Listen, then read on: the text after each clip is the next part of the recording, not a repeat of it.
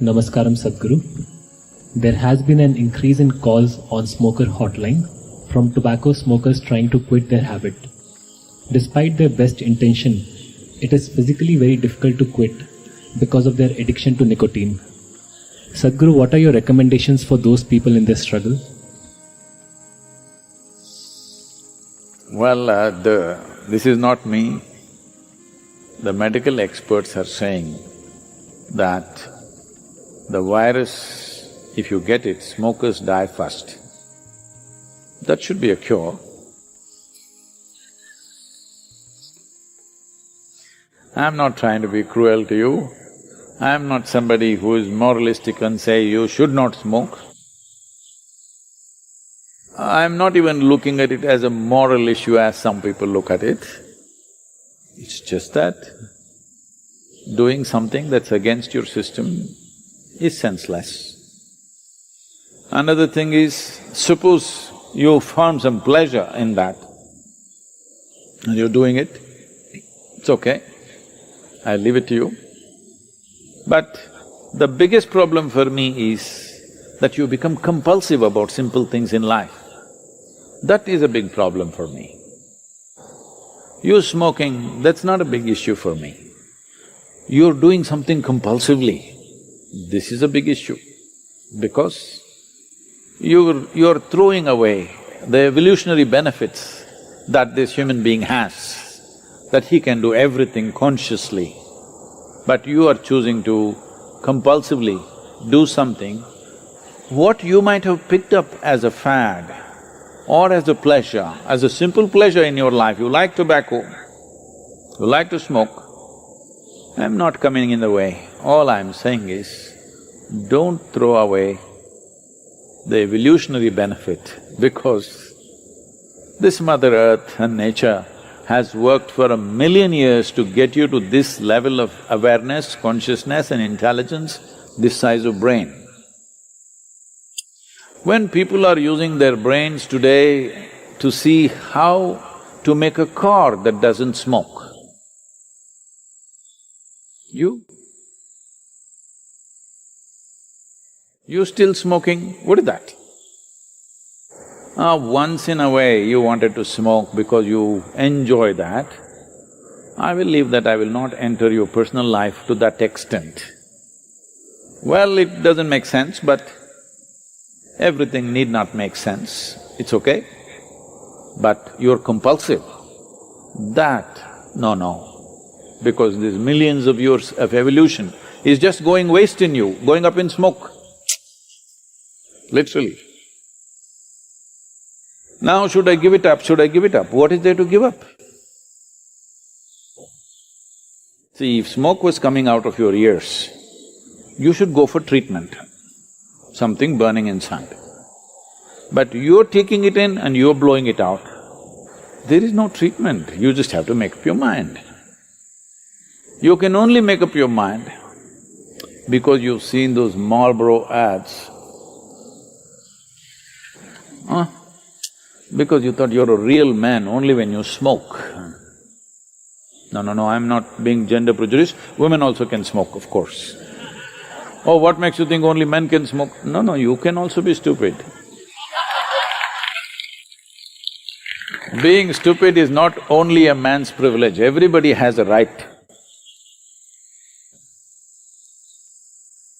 Only thing is, stupidity takes on many forms of hurting various lives. But the most basic form of stupidity is that you choose to hurt this life, though there is physical pain and many other things involved, still you choose to hurt this one. This is not happening by choice. You might have started by choice, but after some time it's just one big compulsion. I want to give it up, I want to give it up, don't do all this. If you forcefully give it up, you will start doing some other crazy thing. This once happened. Shankaran Pillai one day was just leaving the office and his office colleague, a young woman, asked him, "Can you please drop me home today?" He said yes, like a gentleman, he took her, he opened the door everything. They were driving. When a lonely stretch of road came, he stopped and suddenly he became like an octopus. That means he had 8 limbs. He was all over her. She pushed him away and said, "You fool, I got into your car thinking you're a decent fellow. What are you doing?" He said, I'm sorry, I quit smoking." So you don't do these things forcefully. If you understand, if you are beginning to understand that we are understanding that a bus which smokes heavily is not good, a car that smokes is not good, but in the evolution of an automobile, they are still in that place where they still have to smoke. Not all of them have become electric. In the evolution of an automobile, still smoke is all right. We are working towards a smokeless one, but still smoke is all right because the evolution of an automobile has still not reached that place where it's totally smokeless. But the evolution of this became very smokeless long time ago. It throws out carbon dioxide, this is its nature. But now you want to inhale carbon monoxide or whatever it is. Well, you just have to see, it's stupid. Once you see something is stupid, you don't have to give it up, it'll go. Right now, you're feeling little… You think it's very smart to do this, especially when you are 14, 15 years of age, when you smoked, you thought you're really doing some great thing. So, whatever your age now, if you understand this is a stupid thing that you're doing, you don't have to give it up, it'll just fall off, because you don't like to be stupid, I know that. So that dimension which I am referring to as a source of creation right now, what is its nature? Which is what I believe scientists are trying to figure out in some way. So, if I have to describe it in some articulation, we can only say it's nothingness. When I say nothingness, the moment I say nothingness, immediately in normal English language it has a negative connotation of not being anything or not worth anything. If I say you are nothing, it is understood as you're no good. So I'm not referring to nothing in that sense. Probably we would understand it better if you put a hyphen between no and thing. It is not a thing. It is non-physical in nature. So whatever you try to say about it in definition or in description is bound to be wrong even before you utter it, because it's non-physical in nature. So this non-physical nature, if you look at it, it has a fringe nature. It has a core nature which is absolutely non-physical, and it has a fringe nature which is dark, and it's a transition from non-physical to physical. I don't know, we should ask an ophthalmologist why it is so, but when I really look at the sun or even the moon, particularly when I see the moon, people always… the sun is very much true, but it could be because you are getting blinded by the sun, which I don't, because I used to just stare at the sun for hours at one time. I always see a black halo around the sun, not a white halo. The same with the moon. I think I've asked so many people, they all see white halo. But I always see a black halo around the sun, because I see the same thing within myself. Probably people will think I'm the devil if I say this. The very core of what this is, around that there's always a black halo. And this halo gradually is transiting from non-physical nature to physical nature, which is dark in nature. So, we traditionally, in yogic terminology, we say, Shiva, when he sits still, he is nothing. The word Shiva means, Shiva means that which is not. That is, he is not. What is creation. What is not is the source of creation. So when you look at this aspect, the very core aspect is a non-existence. And immediately next to that, before the physicality happens, there is a dark face. We call something dark, and always in language and literature and in normal social connotation, the word dark is always understood as remote or even threatening or dangerous or negative. This is essentially because of the way our visual apparatus are made. Suppose you were an owl, you always would think dark as a very bright thing. So, the human perspective of dark being a negative aspect is a very limited way of looking at it. Our sense of vision, essentially. So when I say because of lack of terminology, or if I invent a new word, it won't be any better than dark, so I settle for dark. So this dark dimension is where you can understand the nature of creation. Beyond that, the total non-existent state, that is not a place to understand, that's a place to just merge, which is not the interest of a scientist. And mathematics will not go there. So, in the yogic tradition, we say when he moves, Shiva is a dark one. Always Shiva has been referred to as a dark one.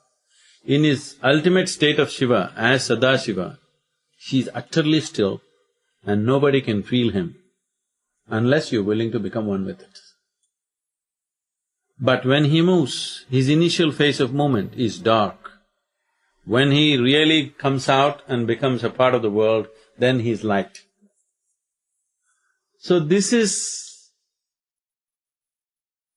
in my perception, somewhere, people who saw the nature of creation within themselves are trying to explain this in a personified way. In his core, he is absolutely still. You cannot know where he is. You can only become one with him. If you're willing to be sucked into him, it's all right. But if you want to, in any way transact with him, it is not possible there. But when he begins to stir, he's dark. There, if you want to go, you need courage. You are willing to transcend. You are willing to leave everything that you know and enter into a completely different area where you do not know what's the end for you. Or if you want to transact with him properly, when he becomes light, which is creation, you can transact with him, you can see everything as Shiva and experience it, you can be devout about it, you can worship it, all that.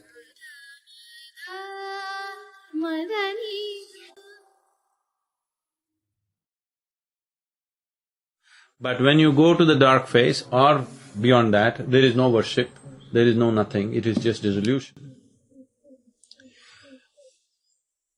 Which today I feel the modern physics is very much going in this direction. According to the law, according to the yogic law, how it goes is, Shiva was asleep. That means he became totally dead. But he's there, he's still, absolutely. And then Parvati or Shakti came and moved around him 3 times.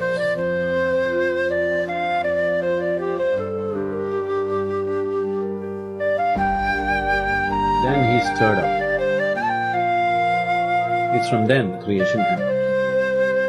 They clearly say they did not copulate. She just went around him 3 times. And the basic force of creation began to happen, which was not physical, which was a transition. So this dark face around Shiva began to expand. And then Parvati said, "Is this your creation? Look at this, what you've created, just one dark wave of nothing. Is this what you're capable of?" Then he woke up. and then they copulate it. Out of their copulation, the whole creation happens. It could be a metaphor for It is a metaphor. scientific understanding of forces and particles. We have experiments where in absolute vacuum state, if you apply electromagnetic force, suddenly virtual protons and virtual neutrons particles happen. come. Yes, yes, It doesn't even have to touch. yes. Just around that, if you apply electromagnetic force, Yes. virtual protons and virtual neutrons happen. So he said, what you're saying is very similar. She just goes around and creation begins. The spontaneous creation Yeah. of particles happens, and they come in pairs. They're always created in pairs. That's what which is they interesting. happen in pairs and then they copulate. Yeah. They touched each other. And that annihilates to create energy. Those particles, when they annihilate each other, the way the energy forces work is that the electromagnetic forces around create from nothingness a pair of particles. And the pair of particles, when they join, they copulate, actually spontaneously results in the creation of energy. This is a very well accepted scientific principle and verified in experiment.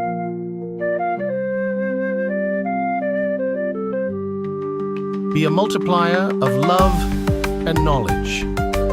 Share this video with those you love, and together, let's spread light throughout the world.